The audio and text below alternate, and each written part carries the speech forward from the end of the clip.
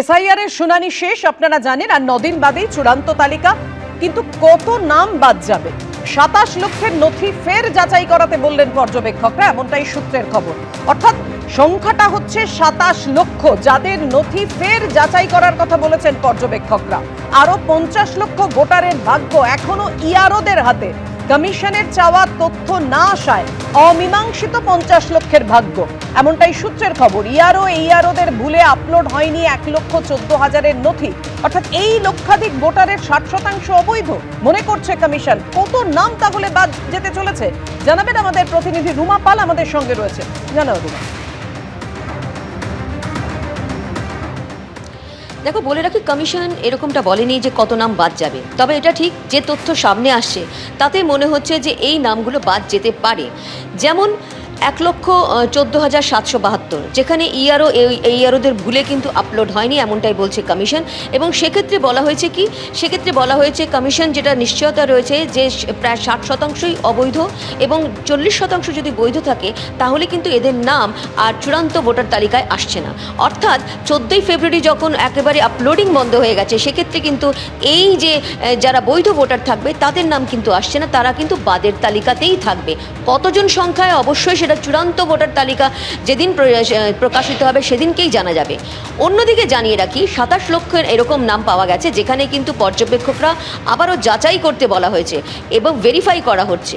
এবং অন্যদিকে 50 লক্ষ এরকম ধরনের ভোটার রয়েছে যাদের ভাগ্য কিন্তু এখনও ইআরওদের হাতে, সেখানে কিন্তু তাদের অমীমাংসিত অবস্থায় রয়েছে। এবং এটাও ঠিক যে 2,43,000-এর মতো যারা ভোটার রয়েছেন তাদের কিন্তু অযোগ্য বাতিলের তালিকায় এখনও রয়েছে, অর্থাৎ তাদের ডকুমেন্টস বৈধ নয়, এমনটাই কিন্তু কমিশন জানিয়েছিল। তবে পুরো প্রক্রিয়াতে কতজন বাদ যাবে সেই নিয়ে কিন্তু কমিশন এখনও কিছু বলেনি। তবে বিভিন্ন ধাপে ধাপে যে রয়েছে সেখানে দেখা যাচ্ছে যে কয়েক লক্ষ মানুষের কিন্তু এখনও ভাগ্য সেটা অনিশ্চয়তার মুখে রয়েছে। অন্যদিকে আরও একটা তথ্য দিয়ে রাখি, যেখানে দেখা যাচ্ছে যে কমিশন বেশ কিছু সার্টিফিকেট কিন্তু তারা বাইরের রাজ্য থেকে তারা কিন্তু ভেরিফাই করাচ্ছে।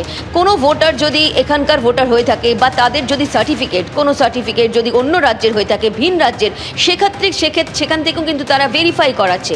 এবং সবথেকে বড় কথা হচ্ছে, সেই ভেরিফিকেশনের জন্য কিন্তু এখনও আসেনি, সেই ভেরিফাইড হয়ে কিন্তু সার্টিফিকেট এখনও আসেনি। এরকম সংখ্যাও কিন্তু প্রায় 1 লক্ষের মতো। এবং সেক্ষেত্রে সবথেকে বড় প্রশ্ন, তাহলে কি হবে? আর 2 দিন মাত্র বাকি রয়েছে, যেখানে স্ক্রুটিনি চলছে, স্ক্রুটিনি শেষ হয়ে যাবে। তারপর কিন্তু একেবারে 28শে ফেব্রুয়ারিতে গিয়ে সেখানে চূড়ান্ত ভোটার তালিকা প্রকাশ পাবে। তার মধ্যেই কিন্তু যখন যা সমস্ত তথ্য যাচাই হয়েছে বা স্ক্রুটিনি হয়েছে ইসিআই এর কাছে পৌঁছবে, ইসিআই সেটা কিন্তু তোমাকে বিরত করে একটু জানতে চাইছি, এই যে এইআরওদের ভুলে 1,14,000-এর নথি আপলোড হয়নি, তাদের ক্ষেত্রে কি হবে? তাদের ভবিষ্যৎ কি? দেখো, এখনো পর্যন্ত তো বলেছে যে কমিশন থেকে, সিও দপ্তর থেকে, যে এদের বিরুদ্ধে এদের শোকজ করা হবে এইআরওদের। কিন্তু এটাও ঠিক যে বৈধ ভোটারের নাম থাকলো না, তার তো হয়রানি হবেই। কারণ যদিও কমিশন বলছে যে বিএলওদের পাঠিয়ে তাদের ফর্ম 6 পূরণ করা হবে, ফর্ম 6 অর্থাৎ নতুন করে তারা ভোটার হবেন। তবে এটাও ঠিক যে 28শে ফেব্রুয়ারি যখন চূড়ান্ত ভোটার তালিকা প্রকাশ পেয়ে যাবে, তখন কিন্তু ভোটের প্রস্তুতি শুরু হবে।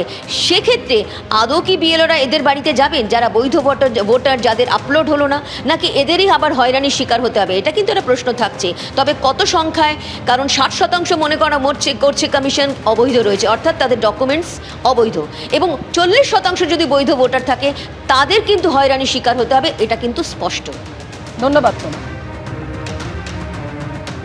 ভোটার তালিকায় ইচ্ছাকৃত ভুয়ো ভোটার ঢোকানো হয়েছে, জল মিশিয়ে 3 বার ভোটে জিতেছে তৃণমূল কংগ্রেস, কটাক্ষ দিলীপ ঘোষের।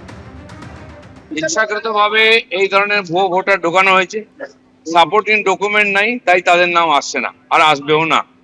এই যে যেটা আছে, জল মারার কাজ চলছে, যেটাতে টিএমসি 3বার সরকার বানিয়েছে। তৃণমূলের মুখপাত্র অরূপ চক্রবর্তী এই মুহূর্তে আমাদের সঙ্গে টেলিফোনে রয়েছেন। অরূপ, কি বলবেন? দিলীপ ঘোষ যে কথা বলছেন যে ভোটার তালিকা একেবারে ইচ্ছে করে ভুয়ো ভোটার মেশানো হয়েছে, জল মিশিয়ে 3 বার ভোটে জিতেছে তৃণমূল। দেখুন, দিলীপ ঘোষের লড়াই তো শুভেন্দু অধিকারীর সাথে। তাই শুভেন্দু যখন বলেছে 1,20,00,000 রোহিঙ্গা অনুপ্রবেশকারী, তখন দিলীপ বাবুকে তার কাউন্টারে কিছু বলতে হবে। মুশকিলটা হচ্ছে, শুভেন্দুর রোহিঙ্গা অনুপ্রবেশকারী একজনকে এখন অব্দি নির্বাচন কমিশন খুঁজে পায়নি, কিন্তু তার জন্য বাংলা 10.5 কোটি মানুষকে লাইনে দাঁড় করিয়ে দিয়েছে। লজিক্যাল ডিসক্রিপেন্সি হিয়ারিং এর লাইনে 1.5 কোটি মানুষকে দাঁড় করিয়ে দিয়েছে।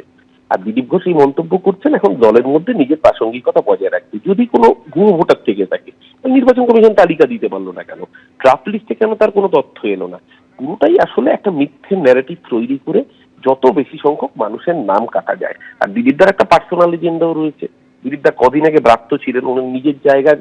এবিপি আনন্দ এগিয়ে থাকে, এগিয়ে রাখে।